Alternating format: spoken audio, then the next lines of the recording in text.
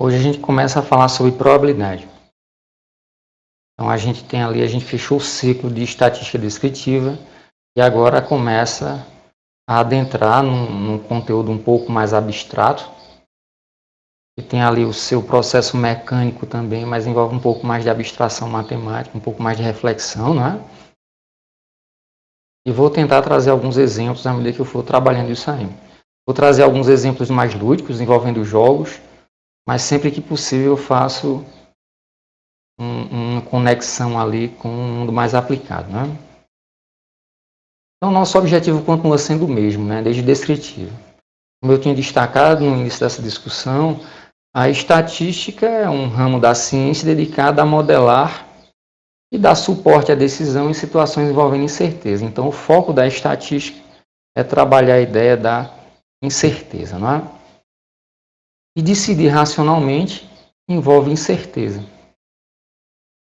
Existe, inclusive, uma discussão que destaca que qualquer ser vivo precisa ali, né, qualquer inteligência, por mais simples que seja, ela envolve processos de tomada de decisão. E aí, pensando, por exemplo, em sistemas de produção, considerar as incertezas é ser racional, né? Como é que eu consigo medir a capacidade de produção, por exemplo, seja de uma biblioteca, seja de um frigorífico, seja de uma gestão pública? Como é que eu consigo medir capacidade de produção, de satisfação de demanda, sem considerar incertezas, né? Sem avaliar, por exemplo, a confiabilidade de máquinas e de pessoas. Como é que eu consigo firmar e cumprir contratos sem o conhecimento das incertezas envolvidas no processo? Difícil isso, né?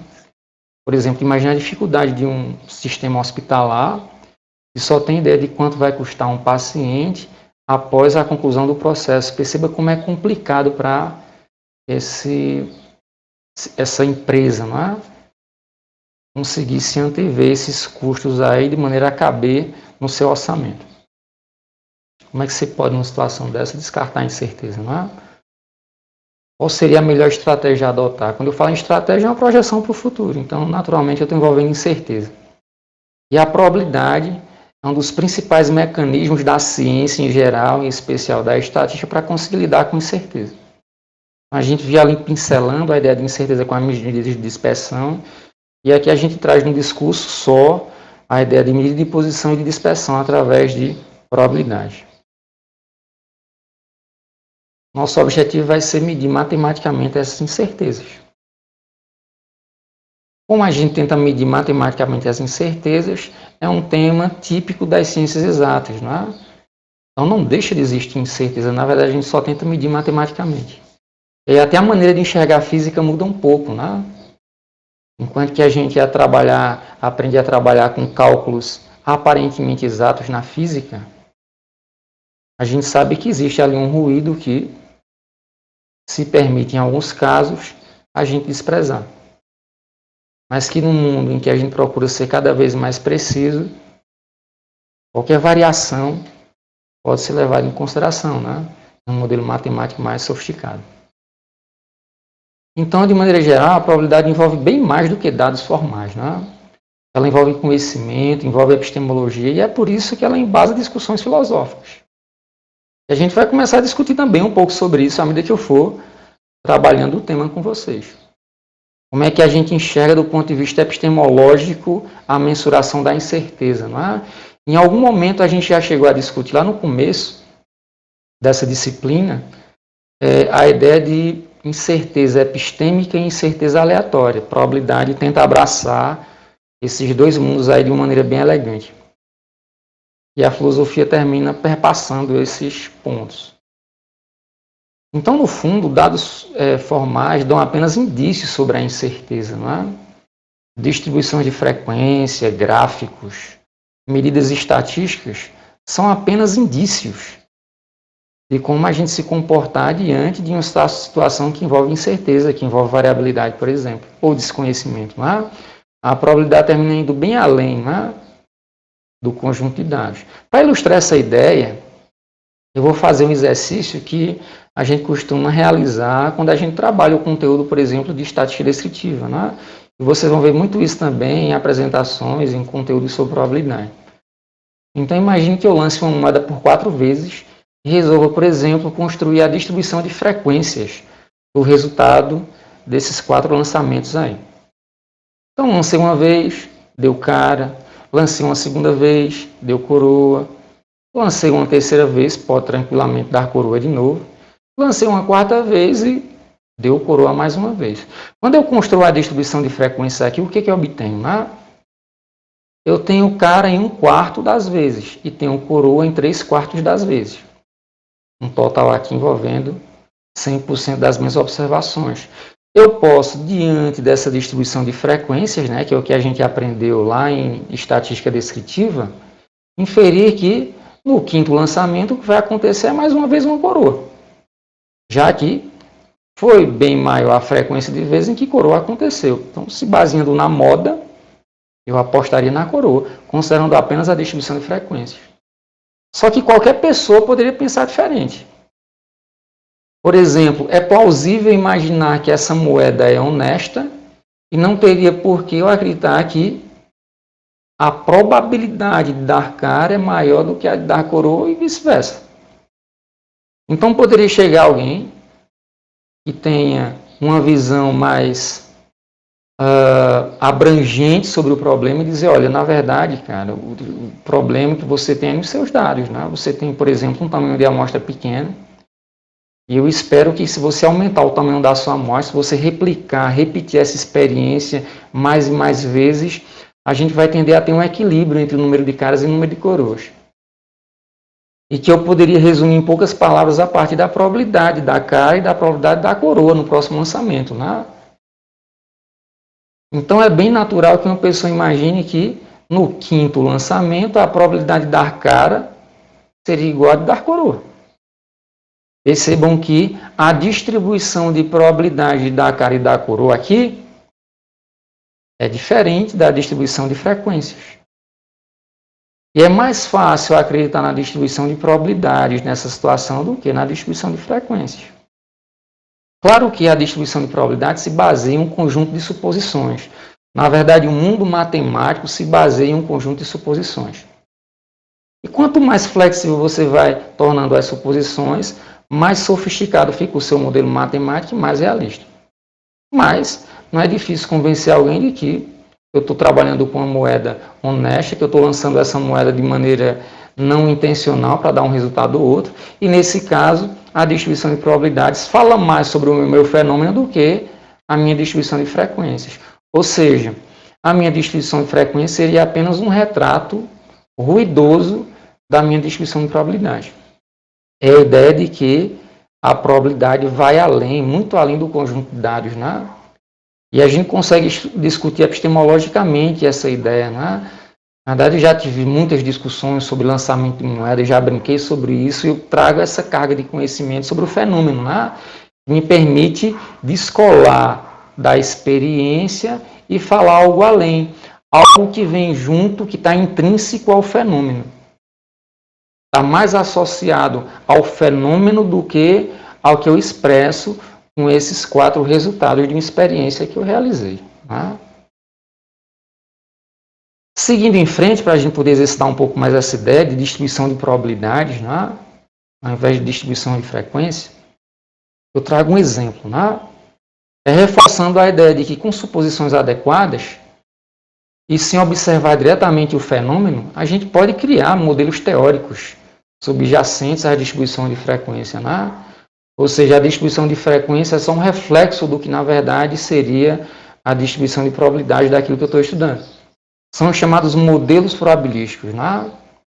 E aí qual é a ideia? Para cada possível resultado, você atribui uma probabilidade. Assim como em distribuição de frequência, para cada possível resultado, você atribui uma frequência de ocorrências. E aqui eu tenho um exemplozinho. De um grupo de 3 mulheres e 2 homens, uma pessoa vai ser sorteada para presidir a reunião. Perceba que eu não tenho, às vezes, né, eu não tenho chance de ficar replicando experiências, né? Então, nesse caso, eu tenho 5 pessoas, são 3 mulheres e 2 homens, e eu vou sortear uma dessas pessoas para presidir a reunião. Se eu suponho que o meu sorteio é aleatório, e que cada uma dessas pessoas vai ter a mesma probabilidade de ser sorteada, então qual seria a probabilidade de eu sortear uma mulher? Se eu tenho 5 mulheres, se eu tenho 5 pessoas e são 3 mulheres, então a probabilidade de sortear uma mulher seria de 3/5. E de 2/5 de sortear um homem, sem precisar realizar experiência nenhuma. Então, seguindo o fluxo de uma modelagem matemática, eu realizei algumas suposições e a partir dessas suposições eu cheguei na minha distribuição de probabilidade. Considerar agora alguns conceitos que são importantes que a gente vai trabalhar dentro de probabilidade, né? Por exemplo, a ideia de experimentos aleatórios, que vocês vão encontrar muito nos livros, né? Daqui a pouco eu vou tentar dar uma abertura na ideia de experimentos aleatórios, né? No nosso exemplo 1 lá, o experimento aleatório tratava-se do sorteio de uma pessoa do grupo. O que é um experimento aleatório? Qualquer processo ou fenômeno cujos resultados não são certamente conhecidos, né, de maneira prévia. Eu poderia pensar na ideia de experimento, além do aleatório, em experimentos que envolvem incerteza. Porque a gente tinha conversado sobre a ideia de, por exemplo, a incerteza epistêmica, não é? Além da incerteza aleatória. Então, às vezes, você não tem aleatoriedade, mas ainda assim a incerteza está lá.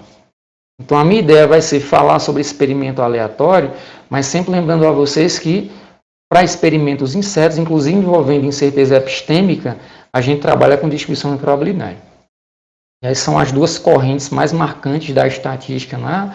Aquela que envolve a experimentação, que envolve a ideia de experimentos aleatórios, e aquela que envolve o conhecimento das pessoas sobre aquele fenômeno, sem realizar tantos experimentos, né? Experiência seria a ideia do experimento incerto, né? A gente vai discutir também um pouco aqui. E eu vou guardar a letrinha epsilon para representar a ideia de um experimento aleatório. Então, o epsilon vai ter o seu modelo probabilístico especificado quando a gente estabelece, por exemplo, o espaço amostral associado ao meu experimento. O que é que vai ser o espaço amostral? Né? O conjunto de todos os possíveis resultados do meu experimento. Eu vou guardar para esse espaço amostral o símbolo ômega. Ômega vai ser um conjunto que vai representar os possíveis resultados do meu experimento. Então, eu vou ter aqui o ômegazinho número 1, ômegazinho número 2 e assim por diante. Então, aqui eu tenho um conjunto dos meus possíveis resultados. Cada um desses elementos do meu espaço amostral é conhecido como ponto ou elemento amostral. E a gente vai procurar, na verdade, uma regra que associe para cada ômegazinho desse uma probabilidade subjacente. Não é? Quando esse ômega é um conjunto discreto, por exemplo, quando eu estou trabalhando com uma variável que é qualitativa, ou quando a variável é quantitativa mais discreta, então a gente consegue associar de fato uma probabilidade a cada ponto amostral desses. Naturalmente, a soma das probabilidades vai ter que equivaler a 1. É o que aconteceu intuitivamente, tanto nesse problema quanto no anterior do lançamento das moedas. Né? Quando eu somo as probabilidades, eu tenho 1. Então, vamos guardar direitinho esses conceitos. Né? Experimento aleatório é uma experiência que você não consegue prever certamente o resultado. Espaço amostral, que é o conjunto de possíveis resultados dessa experiência, desse experimento, envolve, na verdade, um conjunto. Né? E quando você começa a pensar em termos de probabilidade, começa a pensar em experimentos aleatórios ou incertos, né? Quando você começa a pensar em espaço amostral, começa a destacar as suas variáveis de interesse, aí o seu estudo começa a ficar mais robusto, né? Ele fica mais completo. Então, ainda na etapa de planejamento, você tem chance de vislumbrar mais claramente quais são as variáveis importantes a serem estudadas. Né? Cada variável envolve uma experiência de mensuração, de dimensionamento. Né?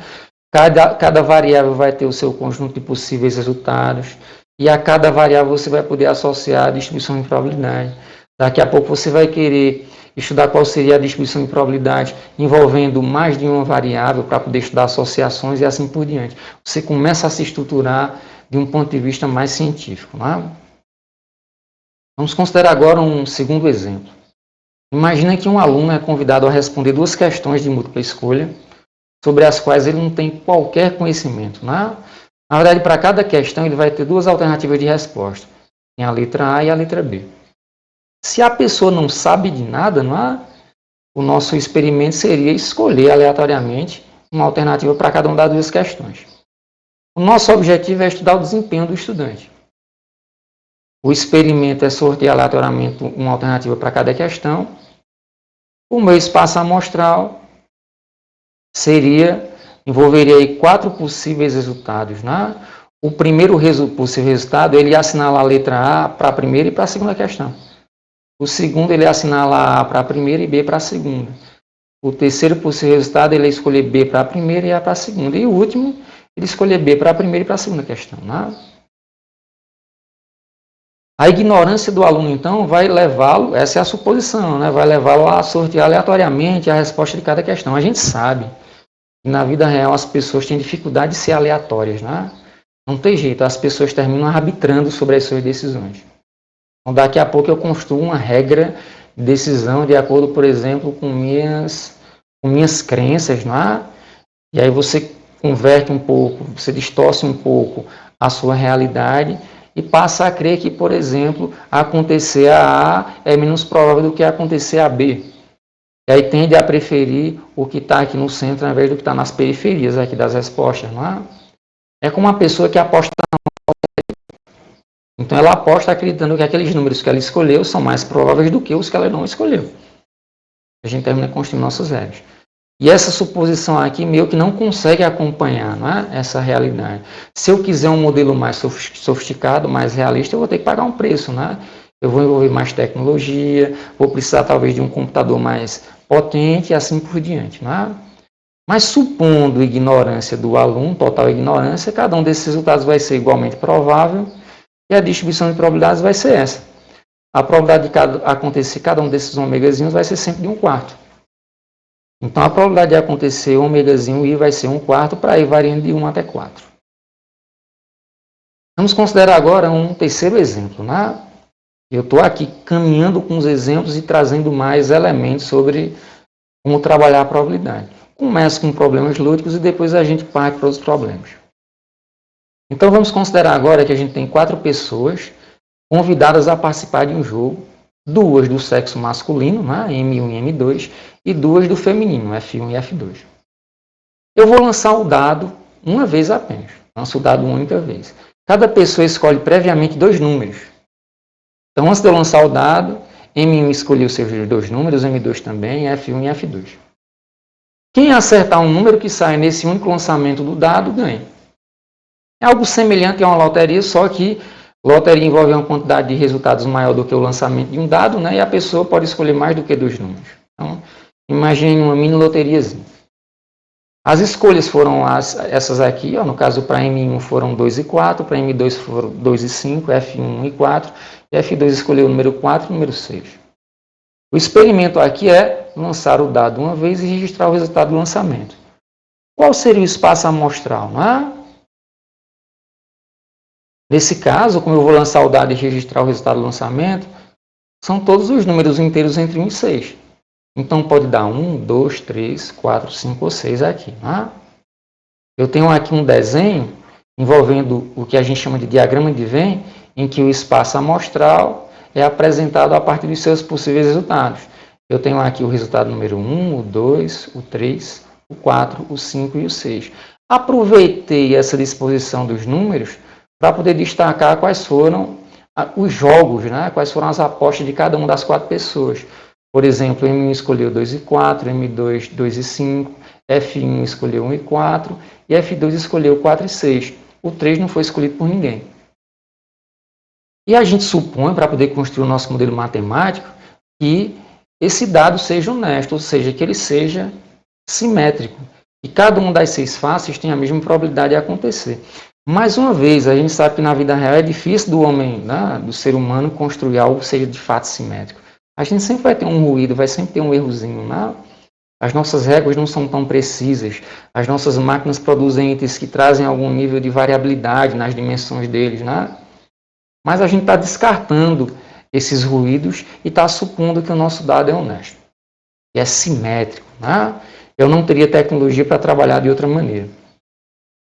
Sendo assim, qual seria a distribuição de probabilidades associada ao meu espaço amostral? Né? Cada um dos possíveis resultados vai ter a mesma probabilidade de acontecer. Eu tenho 6 possíveis resultados, então eu tenho a probabilidade de 1/6 para cada um deles. Ou seja, quando eu lanço um dado, a probabilidade de sair o número 1 vai ser de 1/6, a probabilidade de sair 4 vai ser também de 1/6 e assim por diante. Eu trago aqui perguntas mais interessantes, né? Mais desafiadoras. Eu trago 4 perguntas. A primeira delas, qual seria a probabilidade de que exatamente uma mulher ganhe esse jogo? Né? Eu quero que exatamente uma ganhe. Que F1 ganhe e F2 não ganhe, ou que F2 ganhe e F1 não ganhe. Qual seria essa probabilidade?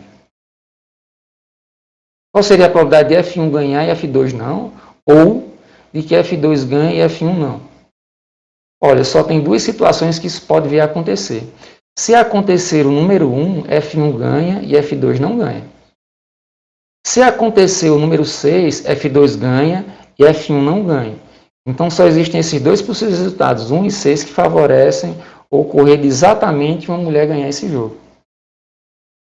2 possíveis resultados dentre 6. Então a probabilidade de acontecer de que exatamente uma mulher ganhe seria 2/6. E a continha é meio que intuitiva, né? Eu tenho 2 resultados que me favorecem, o evento que me interessa, dentre 6 possíveis, né? A segunda pergunta, qual é a probabilidade de que ao menos uma mulher ganhe esse jogo, né? Agora eu quero saber a probabilidade de que F1 ganhe sem F2 ganhar, ou que F2 ganhe sem F1 ganhar, ou que ambas ganhem, né? Qual seria a probabilidade de acontecer isso? F1 ganhar F2 não, ou F2 ganhar F1 não, ou F1 ganhar e também F2. Existem agora 3 possíveis resultados que favorecem esse evento. Se acontecer o 1, F1 ganha. Se acontecer o 4, F1 e F2 ganham. Se acontecer o 6, F2 ganha. Então, são 3 possíveis resultados que favorecem o meu evento de interesse, dentre 6 possíveis resultados do meu espaço amostral. A probabilidade de acontecer esse evento seria, então, de 3/6. Ou de acontecer esse subconjunto, né, envolvendo 1, 4 e o 6. Seria 3 dentre 6. Terceira pergunta, qual é a probabilidade de que nenhuma mulher ganhe? Agora, eu não quero que aconteça nem F1 nem F2, não é? Ou seja, não pode acontecer nenhum, nem 4, nem 6. Qual seria a probabilidade de acontecer isso? Só me restaram os valores 2, 3 e 5. A probabilidade de nenhuma mulher ganhar, a probabilidade de acontecer 2, 3 ou 5. Então, eu tenho 3 possíveis resultados que favorecem esse evento, dentre 6 possíveis resultados do meu experimento. Por fim, qual seria a probabilidade de acontecer de M1 e F2 e F1 ganharem, né? M1 e F1? Olha, só existe uma situação em que ocorre M1 e F1. É se ocorrer o número 4. Se ocorrer o número 4, acontece de M1 ganhar e ao mesmo tempo F1 ganhar. Então, eu tenho um caso favorável a esse evento dentre 6 casos possíveis. A probabilidade de acontecer de M1 e F1 ganharem seria de 1/6. E a gente vai exercitando a ideia de trabalhar com probabilidade, não é?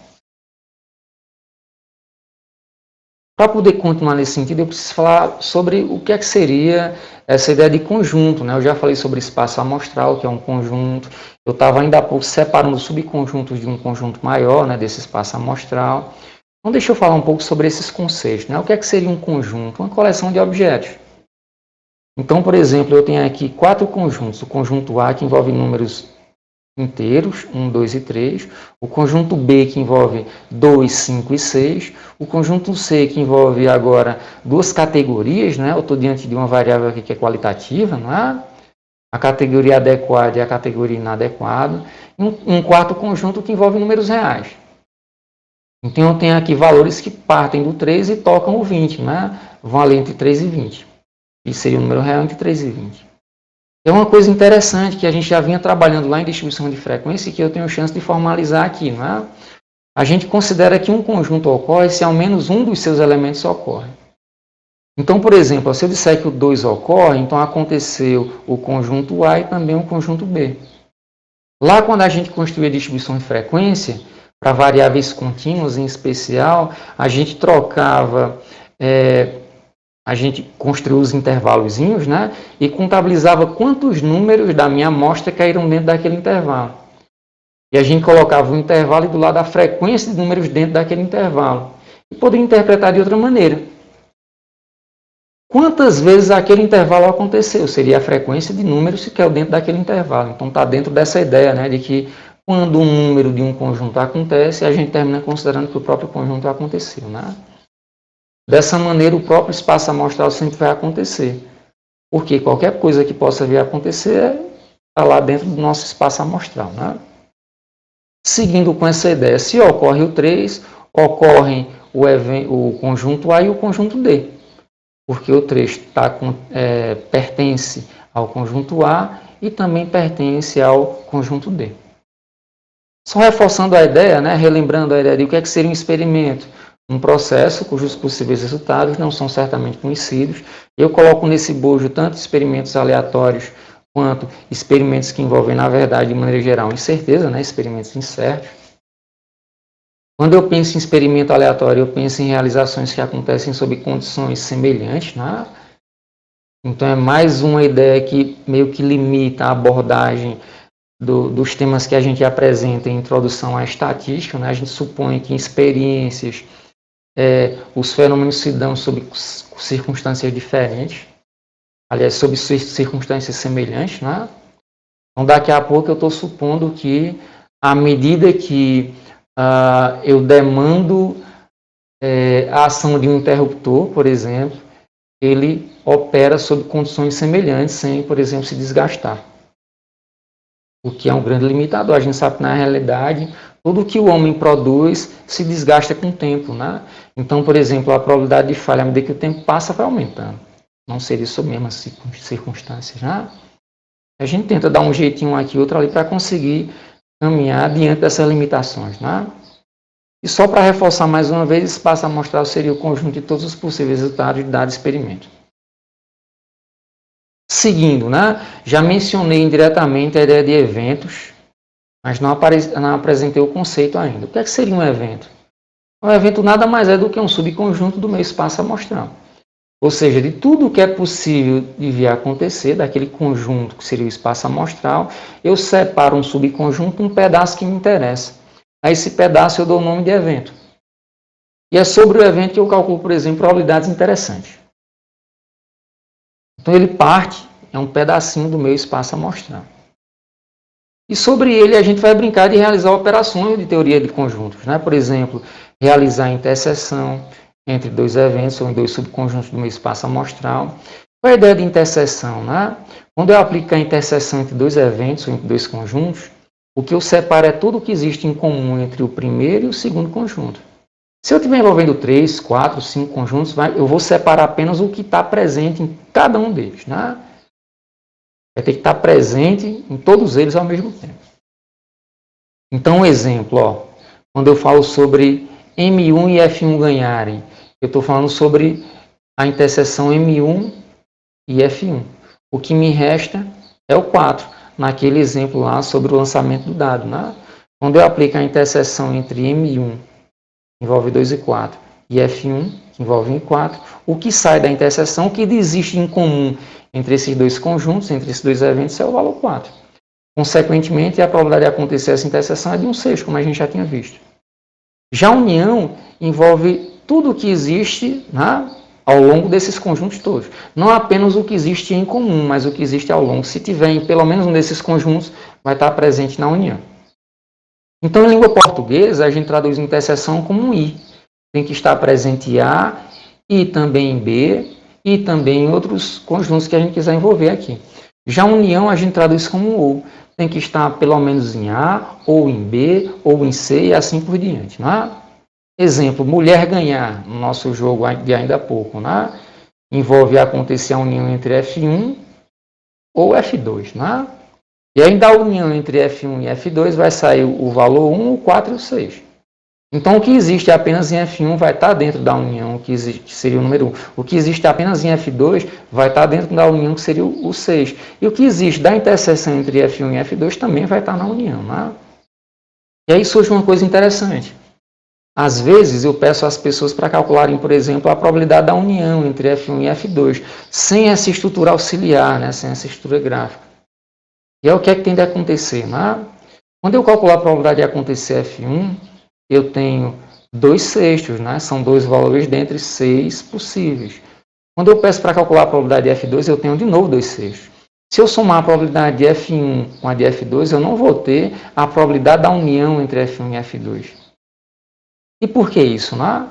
Quer dizer, 2/6 com 2/6 me daria 4/6, mas eu sei que a probabilidade da união entre F1 e F2 é de 3 em 6. É de 3/6. E por que é que embate o resultado? Porque, na verdade, a interseção está atrapalhando nossa conta. Vocês observam que o 4 é um valor incomum ao F1 e ao F2. Então, ele vai entrar nos 2/6 do F1 e vai entrar também nos 2/6 do F2. Seria uma conta injusta se eu contabilizasse esse valor duas vezes, né? Já que ele só aparece uma vez. Então, o ideal seria que a gente subtraísse essa probabilidade de interseção. Em termos gerais, a gente chama isso de regra da adição. Né?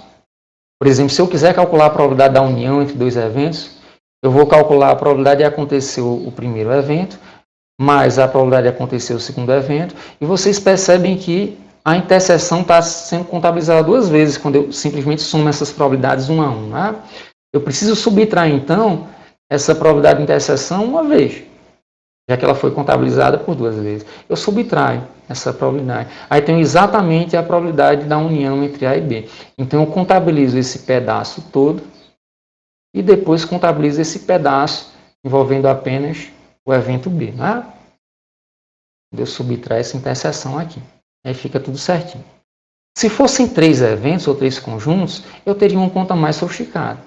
Então, percebam que quando eu somo a probabilidade de cada evento individualmente, eu termino contabilizando de novo interseção 2 a 2, né? Já que eu envolvo 3 eventos, vai haver momentos aqui em que eu vou contabilizar, na verdade, 3 vezes. Por exemplo, esse miolozinho que eu tenho aqui, esse pedaço central aqui, ele é contabilizar 3 vezes. Então, quando eu subtraio as probabilidades de interseção 2 a 2, eu termino subtraindo esse pedaço 3 vezes e fica o buraco. Como é que eu faço para resolver esse problema? Eu somo essa probabilidade ao final.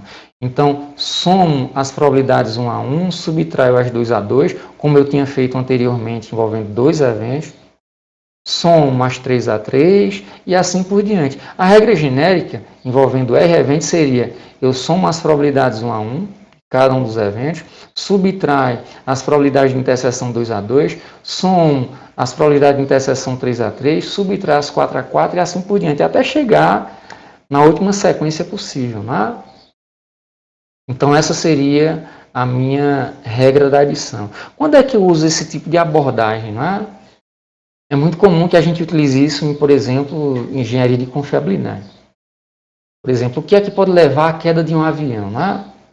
Pode acontecer um problema mecânico ou um problema, uma pane elétrica ou um erro humano ou um evento extremo ambiental. Então, perceba que se eu quiser calcular a probabilidade de falha de um avião, eu vou terminar calculando a probabilidade da união entre, por exemplo, esses 4 grandes eventos. Podem, por sua vez, ser expandidos. Né? A probabilidade de erro humano, por exemplo, pode envolver a união de diversos outros eventos. Né? Pode envolver a condição física dos tripulantes, ou pode envolver diversas circunstâncias. Né? Então, eu vou terminar tendo ali a união de diversos eventos para calcular a probabilidade de uma falha no avião. Eu termino chegando nesse ponto aqui. Naturalmente, realizar essas contas na mão seria um desafio enorme. Então, qual é a ideia? Né? A gente passa essas equações para um computador que ele faz para a gente as contas. A gente tem diversos programas que fazem isso. Falando um pouco mais sobre outros conceitos, né, envolvendo eventos, por exemplo, o que seria o complementar de um evento? Eu vou sempre usar esse Czinho sobrescrito para destacar aqui que eu estou tratando do complementar de um evento A. O complementar do evento A seria a não ocorrência do evento A. Então, por exemplo, ó, se eu considero que Z significa M1 não ganhar, então Z significa o evento complementar a M1 ganhar. Se M1 escolheu 2 e 4, então M1 não ganhar, ou M1 complementar, seria acontecer o valor 1, 3, ou 5 ou 6, lá no exemplo do lançamento do dado, né? Aí fica intuitivo imaginar que a probabilidade de acontecer um evento é igual a 1 menos a probabilidade de ele não acontecer, já que a soma das probabilidades tem que dar 1. Né? Então, se a probabilidade de acontecer de M1 ganhar é de 2/6, a probabilidade dele não ganhar vai ser de 4/6. Né? Tem dois números que favorecem ele ganhar, vai ter 4 que favorecem ele não ganhar. Um outro conteúdo importante é o de conjunto vazio. O que é um conjunto vazio? É a não ocorrência de qualquer evento envolvido no espaço amostral. Como a gente destaca que o espaço amostral envolve todos os possíveis resultados, então a probabilidade de acontecer o conjunto vazio é zero. Essa é uma característica que entra dentro da ideia de probabilidade. Né? Se a probabilidade de acontecer o espaço amostral é 1, a probabilidade de não acontecer o espaço amostral, ou seja, de acontecer o conjunto vazio, seria zero. E às vezes esse conjunto vazio também aparece de operações, por exemplo, de interseção entre eventos. Por exemplo, qual seria o resultado da interseção entre M2 e F1? M2 envolve 2 e 5, F1 envolve 1 e 4. Não existe valor de interseção entre M2 e F1. Consequentemente, quando eu aplicar a interseção entre eles, o que eu tenho é um conjunto vazio. Qual seria a probabilidade de acontecer de M2 e F1 ganharem? Seria zero. É impossível que aconteça de M2 ganhar e ao mesmo tempo F1 ganhar, não é? Destacar mais uns resultados interessantes, né? A ideia de eventos mutuamente exclusivos. O que são eventos mutuamente exclusivos ou disjuntos? Né? São eventos cuja interseção leva ao conjunto vazio. Por exemplo, nunca vai ser possível que dê cara e coroa ao mesmo tempo. Então, são dois eventos que são mutuamente exclusivos. No nosso caso aqui, ó, M2 e F1 são mutuamente exclusivos. A interseção entre eles leva ao conjunto vazio, não tem nada em comum entre os dois. Então, eventos mutuamente exclusivos são aqueles que não podem acontecer simultaneamente, que não tem área de interseção entre eles. O que aqui são eventos exaustivos? São eventos cuja união leva ao próprio espaço amostral. Então, quando eu aplico a união entre dois eventos que são mutuamente exclusivos, que são exaustivos, a união entre eles vai ser o próprio espaço amostral. E aí, como exemplo, se eu considerar aqui dois eventos M2 ganhar versus M2 não ganhar. Então, esses dois eventos eles compõem, na verdade, um conjunto de eventos exaustivos. Então, a união entre M2 e M2 complementar vai me levar ao próprio espaço amostral. M2 envolve 2 e 5, M2 complementar envolve tudo que não seja 2 e 5. Quando eu aplico a união entre esses dois conjuntos, o que eu tenho é o próprio espaço amostral. Né? E aí, para fechar esses dois conceitos que a gente vai usar demais a partir de agora, eu destaco a ideia de partição. O que seria uma partição? Uma partição é um conjunto que envolve subconjuntos. Eu tenho aqui o subconjunto E1, E2, vamos considerar aqui R subconjuntos, em que a interseção entre pares desses subconjuntos vai ser sempre o vazio, e em que a união entre eles vai levar ao espaço amostral. Ou seja, se eu tiver um conjunto de subconjuntos, cuja interseção par entre eles leve sempre ao conjunto vazio, e a união entre todos eles leve ao espaço amostral, então eu estou diante de uma partição. Quer dizer, são subconjuntos que ao mesmo tempo são mutuamente exclusivos e exaustivos. Brincando aqui com alguns exemplos, para poder falar sobre espaços amostrais e eventos de interesse. Então, eu tenho aqui, por exemplo, um experimento 1, fabricar peças em série e contar o número de defeituosas durante 24 horas. Quais seriam os possíveis resultados desse experimento?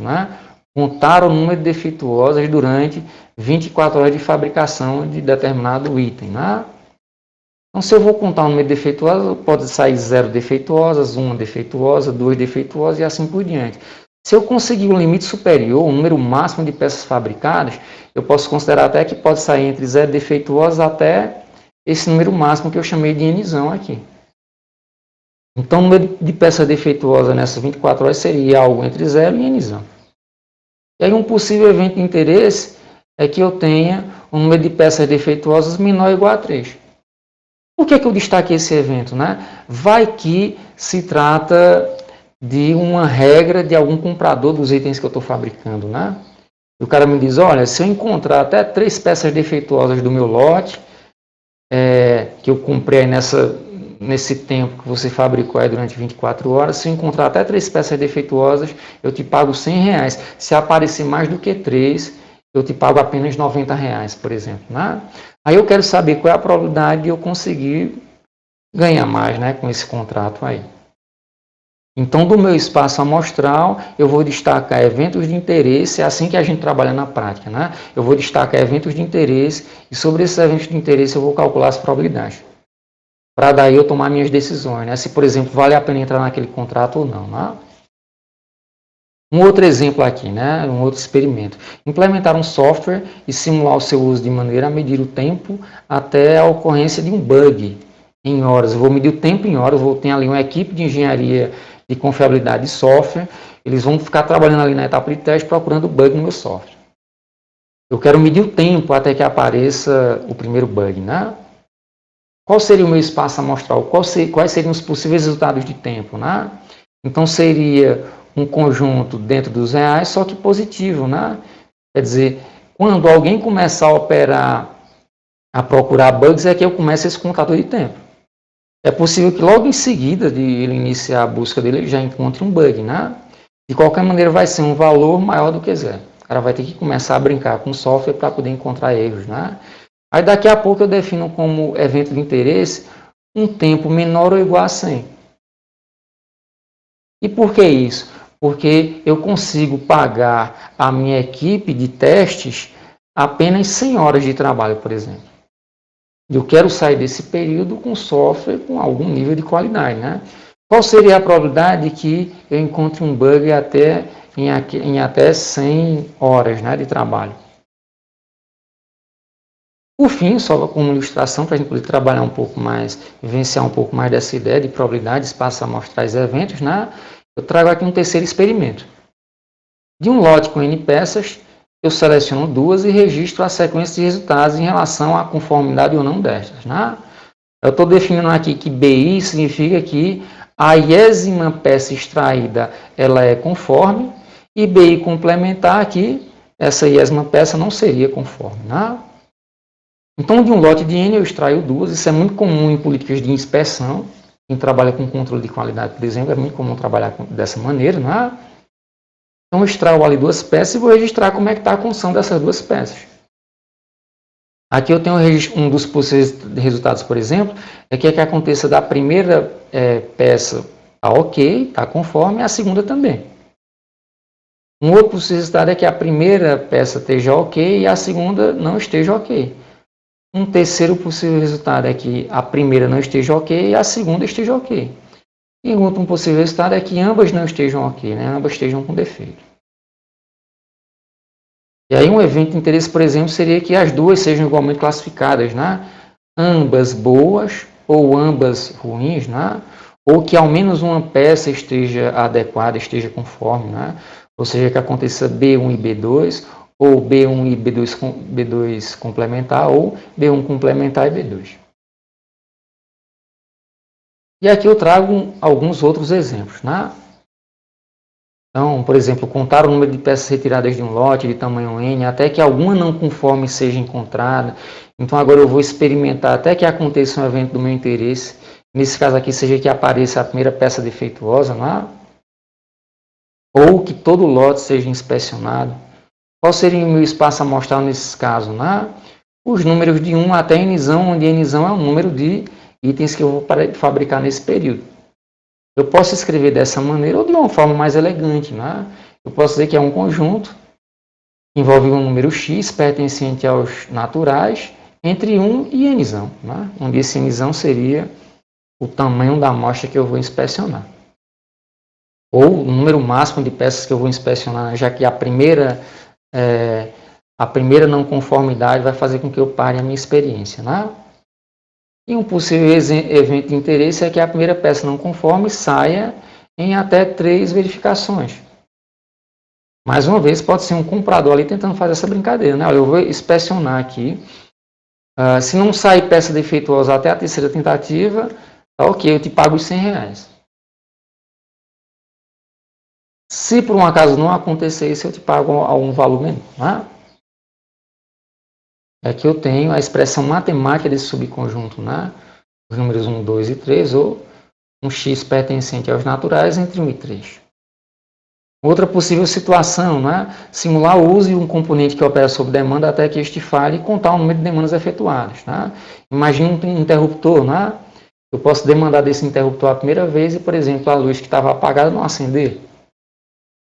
Ou eu posso demandar uma vez, uma segunda vez, a luz acende, mas não apaga porque o interruptor falhou. Então, eu demando até que esse componente que opera sob demanda falhe. É possível que a falha já aconteça na primeira demanda, ou que eu precise demandar 2 vezes, ou 3 e assim por diante. Então, aqui o conjunto de possíveis resultados é todos os números inteiros e positivos. Ou eu posso escrever, né, x pertencente aos naturais, tais que x é maior ou igual a 1. Qual seria um possível evento de interesse? Que a primeira falha ocorra apenas após 10 demandas. Eu estaria ali, então, interessado em calcular a probabilidade de que a primeira falha ocorra apenas após a 10ª demanda. Né? Seria o conjunto dos naturais envolvendo números maiores do que 10. Tem um exemplo, né? Vamos supor que o experimento seja medir o tempo necessário que cada uma de 2 equipes de manutenção sob treinamento levam para consertar determinado equipamento. Né? Ou seja, agora eu vou medir o tempo até que determinada coisa aconteça. Só que não apenas uma vez, mas vou medir tempo de 2 coisas que acontecem em paralelo. Né? Então agora eu tenho um ponto envolvendo 2 coordenadas, na verdade. Né? O eixo x e o eixo y. Né? Então agora eu tenho um ponto x1 e x2 pertencente aos reais, só que em 2 dimensões, ao R2. Em que x1, que é o tempo da primeira equipe, seria um valor maior do que 0, ela vai ter que começar a executar a manutenção, né? Assim como o x2 seria o tempo da segunda equipe. Né? E aí um evento de interesse seria que ambas as equipes concluam em menos de 10 unidades de tempo. Que seria um ponto no R2, ao que o primeiro valor seria algo maior do que 0 e menor do que 10, e o segundo também algo maior do que 0 e menor do que 10. Né? Eu te agradeço se você puder dar um like e se inscrever no nosso canal. Vai ser super importante para a gente.